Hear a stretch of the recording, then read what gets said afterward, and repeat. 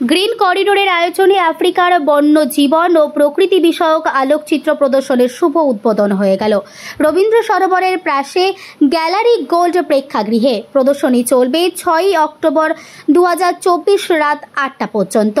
বিশেষ অতিথি হিসেবে এই প্রদর্শনীতে বক্তব্য রাখেন কলকাতার স্বনামধন্য হৃদরোগ বিশেষজ্ঞ ডক্টর দেবল সেন, ফর্টিস হাসপাতালের নেফ্রোলজি বিভাগের নির্দেশক ডক্টর অরূপ রতন দত্ত, প্রখ্যাত আলোকচিত্রবিদ ও ডিজিটাল ফটো পোস্ট প্রোডাকশনের শিক্ষক শ্রী তাপস বসু এবং আন্তর্জাতিক ভ্রামাণিক ও ভ্রমণ বিষয়ক পুস্তক প্রণেতা শ্রী পীযূষ রায়চৌধুরী। কলকাতার বিশিষ্ট কয়েকজন আলোকচিত্র 2018 সালে গ্রিন করিডোর সংস্থাটি পতন করেন। এদের উদ্দেশ্যই ছিল আফ্রিকার প্রকৃতি ও বন্য প্রাণীর প্রতি সাধারণ মানুষ ও অন্যান্য শাখার আলোকচিত্রদের উৎসাহিত করে তোলা। তুলনামূলক কম খরচে আফ্রিকার, বিশেষ করে কেনিয়া ভ্রমণ এবং সাভানা বাস্তুতন্ত্রের ছবি তোলার ক্রমবর্ধমান আগ্রহ ধীরে ধীরে সংস্থার পরিচিতিকে ভারতের সীমানা ছাড়িয়ে বর্তমানে ইউরোপ এবং আমেরিকার ভ্রমণ পিপাসু আলোকচিত্রদের মধ্যেও ছড়িয়ে যেতে সাহায্য করেছে।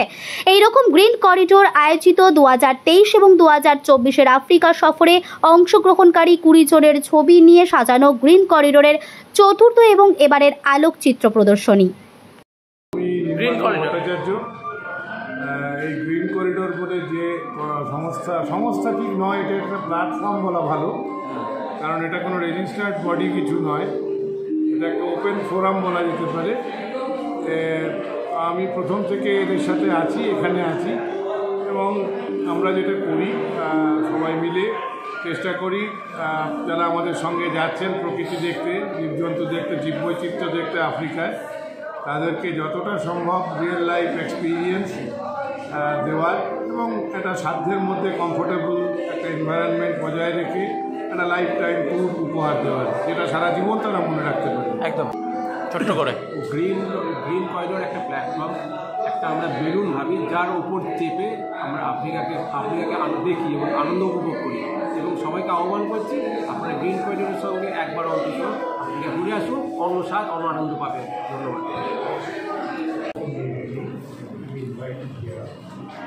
And for Vimani Saraswati, who have taken the time off to come and invite me personally, a phone call would have done it, I would still have come. It's my pleasure and it's my honor to be here. I know I'm saying this because, having been in this whole situation of exhibiting photographs for awareness, for art, or whatever, or to have empathy with other human beings. I've been doing this for about 30 or 40 years, and I know exactly the sort of heartbreaks, amongst other things, the sort of commitment and the sort of passion one needs to persevere with. So I have huge respect for people who are persevering at it and going on doing this for gains which the common world would perceive as notional, right? And it's not a cap, certainly not monetarily.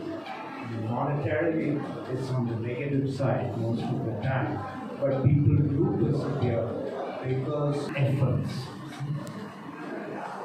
Being that as it may, the camera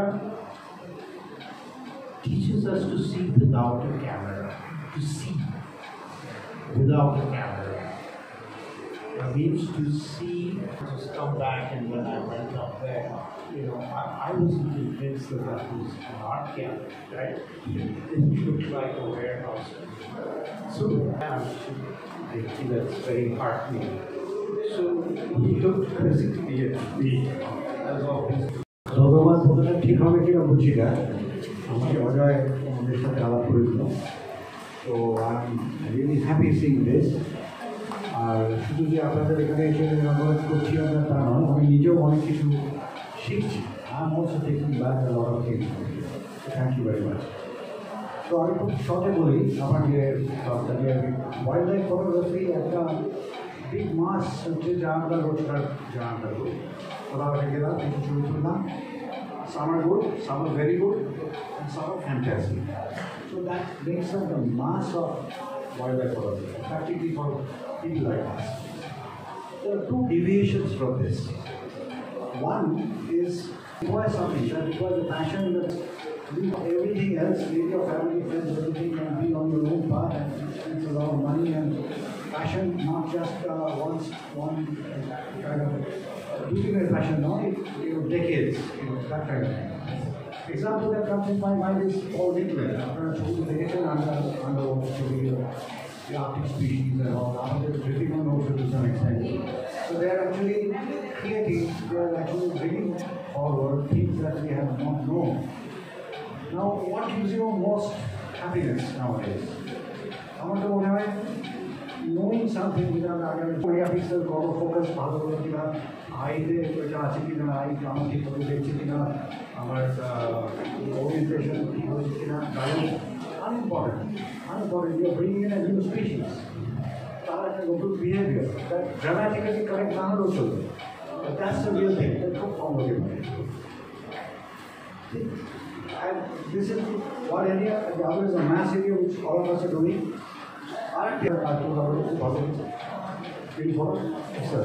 Excellent, really. It is also taken care of. This is also fantastic. A balloon thing. So I'm trying out a cartoon of the movie. I think that's a shot. আর উপস্থিত সবাইকে প্রাক দুর্গাপুজোর শুভেচ্ছা। আমার একটা সুবিধা আছে, অসুবিধাও আছে। যেহেতু আমি ব্যক্তিগতভাবে আলোকচিত্রী নই, ছবি তুলতে জানি না, একটা বিরাট সুবিধা। কোনটা ভালো ছবি, কোনটা খারাপ ছবি, তো কোনটা মাঝারি ছবি, এসব বলার আমার অধিকারই নেই। আমি দেখি আমার কোন ছবিটা ভালো লাগছে সেটাই ভালো ছবি, কোনটা একটু কমজোরি লাগছে সেটা একটু কমজোরি। আমার পক্ষে দুঃসাধ্য ছবি নিয়ে আমাকে একটুখানি বলা হয়েছে যে আমি কে এবং আমি কি বলতে পারি, সেটা আমাকে একটুখানি দিক নির্দেশ করেছে আমি এখানে কি বলতে পারি। আমার ছবিতে একটা লেখা ছিল আমি নাকি গ্লোব ট্রটার, মানে ভূপর্যটক। তা ভূপর্যটক মানেটা আমি খুব জানি। আমি পদব্রজে কোবদাই খানের সঙ্গে দেখা করেছিলেন বাণিজ্য সম্ভাবনা দেখার জন্য। আবার এর হচ্ছে পর্যটক। আবার পরিব্রাজক আমি দেখেছি যিনি শুধু ধর্ম প্রচার করার জন্য তখনকার দিনে চীনের সম্রাটকে ফাঁকি দিয়ে বেরিয়ে পড়েছেন হিউয়েনসাং, টিনসাং ক্রস করেছেন, পামির ক্রস করেছেন, হিন্দুকুশ ক্রস করে দুচাকার দুনিয়া তিনি ঘুরে বেরিয়েছেন সাইকেলে। তার মানে গায়েবের দলে ভারী করছেন খরচা কমানোর জন্যে এবং সেখানে ছবি টবি তুলছেন। তার মানে দেশের বাইরে পা দিচ্ছেন, আপনারা যারা যাচ্ছেন আপনারাও বুক করছেন। ন্যাচারালি আমি আলাদা করে কিছু নই, এটা হচ্ছে তারা ওভারল্যান্ড এক্সপিডিশন করে, তারা ক্যারাভ্যানে চলে ঘুরে বেড়ায়। তো সেই গ্রুপের সাথে আমি লুকিয়ে লুকিয়ে যোগাযোগ করি। তারা বললো যে আমরা পদব্রজে আমি আফ্রিকাকে মালা পরাতে চাই। তার মানে মালা পরানোটা কি, যে আমরা একদম উত্তর পশ্চিমে মরক্কো থেকে শুরু করবো, আটলান্টিক পেয়ে নিচে নামবো, ভারত মহাসাগরের পাশ দিয়ে উঠে আবার ওই রেড সি হয়ে ইজিপ্টে পৌঁছাবো, মানে একদম উত্তর পূর্ব। এই যে মালা পরানোটা আমাকে বললেন এটা করতে গেলে প্রায় 34টা দেশ ক্রস করতে হবে আর সময় লাগবে 9 থেকে 10 মাস।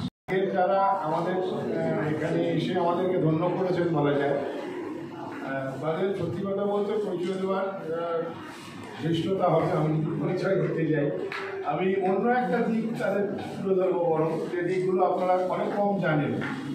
তার মধ্যে ডক্টর সেন উনি এসেছিলেন গত বছর, যারা আমাদের সঙ্গে অ্যাসোসিয়েটেড তারা খুব বিস্তারে ওনার ভাবনা, ছবি নিয়ে ওনার ভাবনা এবং দর্শন এটা আমাদের সৌভাগ্য হয়েছিল কিছু কিছু শোনার।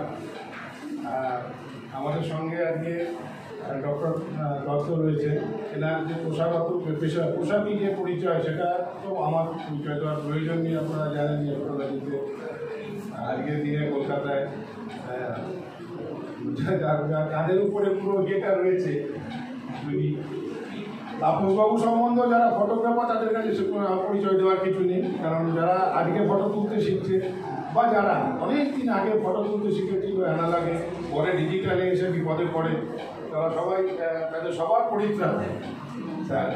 যার সম্বন্ধে আপনারা সব থেকে কোথায় তুলনামূলক কম জানেন সে হচ্ছে পীযূষদা। পীযূষদার সঙ্গে আপনাদেরও পরিচয় করিয়ে দিই। পীযূষদা খুব মজার ব্যক্তি। পীযূষদা আমার যেটা মনে হয় আমাদের যে ঘোড়া যারা খুব ঘুরতে ভালোবাসে, পীযূষদা তেমনই একজন। আর আমি যেটুকু বুঝেছি ওনার একটা দীর্ঘ ইন্টারভিউ থেকে আমার ওনার সম্বন্ধে আগ্রহ এবং তারপরে জানা যে you was always a traveller not a tourist. উনি কখনো মানে উনি ভ্রমণার্থীর মতো ঘুরেছেন।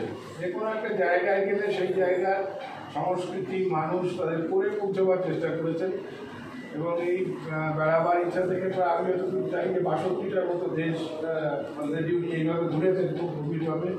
আফ্রিকাতেই তার মধ্যে উনি ছিলেন প্রায় 8 মাস, আফ্রিকার 8-9 মাস, এবং প্রায় 30-32টা দেশ বোধ হয় না, ওখানে 32টার মতো দেশ, সেগুলো একদম ওদের সঙ্গে থেকে ফিল করা। তো আফ্রিকা সম্বন্ধে তার প্রত্যক্ষ অভিজ্ঞতা পীযূষদা রয়েছেন। ওনার একটা বইও আছে যেটি লিখেছেন এবং সেটা খুব সমাদৃত বই।